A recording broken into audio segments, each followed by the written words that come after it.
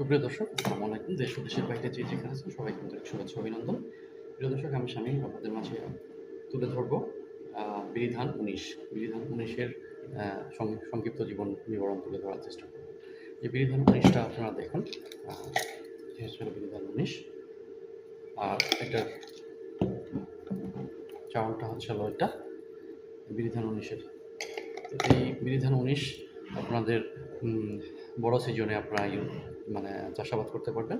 এই বড় সিজনের জন্য এটি প্রযোজ্য।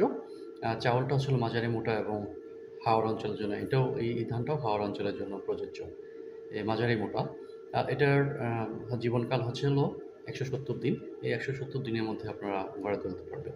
যেসব অঞ্চলে আপনারা হাওয়ার ভিত্তিক অঞ্চল, এই হাওয়ার ভিত্তিক অঞ্চলে আপনারা এই ধানগুলো চাষাবাদ করতে পারেন। যেমন 17, 18, 19 এই ৩টা ধান।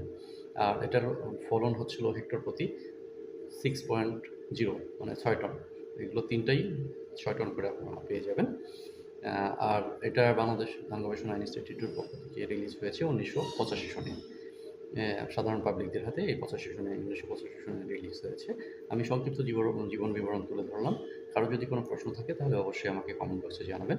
আর আপনাদের মাঝে আমার আসলে একটাই অনুরোধ, সেটা হচ্ছিল আমার পেজে আপনারা ফলো দিয়ে লাইক দিয়ে কমেন্ট করে সহযোগিতা করবেন, এবং আমার ইউটিউব চ্যানেল আছে সেখানেও এটা পেয়ে যাবেন, সেখানেও আমাকে সহযোগিতা করবেন আপনারা নতুন ভিডিও পাওয়ার জন্য। তো সবাইকে ধন্যবাদ জানাচ্ছি। ভালো থাকবেন। আসসালামু আলাইকুম।